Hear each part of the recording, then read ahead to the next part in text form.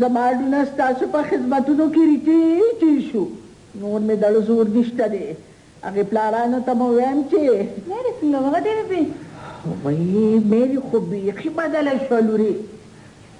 دلته خو هغې بلاجا بس هم خلک خوړله او هلته په ښار کې زما تلي ښکلوله دلته پې هغې بې ختلې مرغۍ کوډې کړې وي سلام علیکم چاچی وایي پوس پرې کړو پوسې مو پرې کړې شه دا څه کانې مو کړي دي موږ څه کړي دي چاچی او زمونږ پوزې څه کړي دي نور بلا څه کوئ زما د لالاګانو اوږدې شملې م په خاورو کې راښکلې د کلي د خندا م وکړه او تا بیا هم فیصله ونه منله ماماګانو زما سره ډېر بد راغېستي دي چاچی جلات خان راته په بیګ څپوي اپوزیشن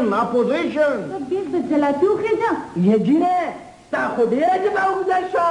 دې لیسټینه کې ته دې خیال نشي رالي د دې عزیز نه څه غواړې بیبي دا خو بېژبانه مال دی بېژبانه مال د لیټ اولدین خان یاداشتونو کې خو بېژبانه مال څاروو ته وایي شیرعلي زمونږ جنکو ته خلک د څاروو نه کم هم نه ګوري کمالالدینه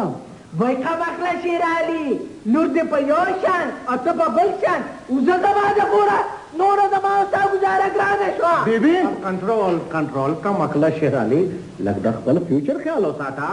څه دې وویل زما زوی ته خمخه دی دا خطاب خپل زوی لا تا ورکړی دی چاچی وایي کمقله اخو ورته زه د مینې نه وایم کمقل دی هغه پلار و چې لندن کې خمې وغځولې او لکه یې دلته موږ ته پرېښوده لکه یعنې ټیل تا خو د یو وړوکي غونټې ټیل ناکاک ټیل جوړ کړو چاچی یه بچې ما سره خولې مه وهئ او چې راننده وړئ دا کور تاسو ته پاتې او زه به درنه لالاګانو کره لاړه شم د لالاګانو د کوره تا راوړل څه بیبي ته خو موږ ته فیصلې لپاره لېږلې وې وایي د حیا نه خو مو پاکه کړم پې پخپو وله پرېوتمه خو خبره مې پې ومنله ویې منله سبا به دله راضینامه کوي په خپله حجره کې 1 2 3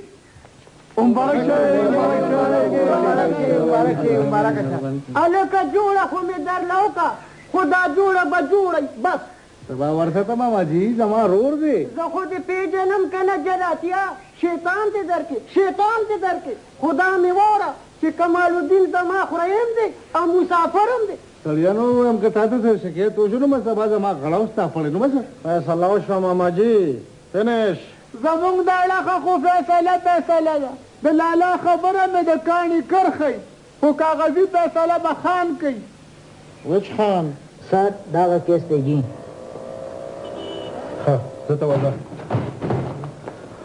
السلام علیکم جی السلام علیکم جی وعلیکم سلام دا خان دی کمالالدینه خان ډېر اوچت انسان دی خان د ډېر اوچتو اخلاقو بل دی کمالالدینه خان ډېر ښه سړی دی انکل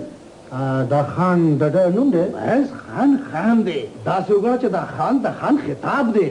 خطاب what do you mean اصل کې کمالالدین زمونږ په وطن کې دوه قسمه خانان دي یو وی پیدري خانان بل وی سرکاري خانان نو خان ته دا خطاب سرکار ورکړی خطاب د لیټ اولدین خان ممرز کې خو د ازادۍ نه پس د سر نوابۍ او د خان بادرۍ ټول خطابونه واپس شوي دي د خان پکې څنګه پاتې شوي دي دا د ازادۍ نه مخکې زموږ د ګولډن ایرا یعنې زري دور ډېر ښکلي یادګارونه دي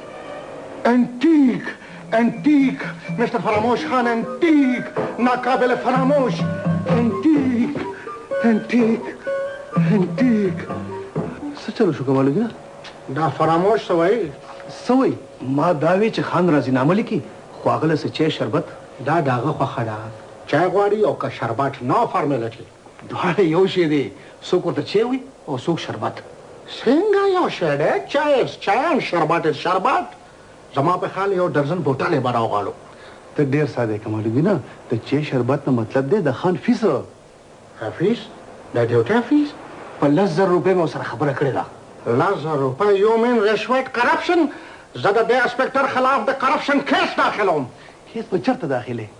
کیس مه خرابوه چې ځې نو همدې بازو له به راځې خو دا غیر قانوني کار دی دا د دې ځای دستور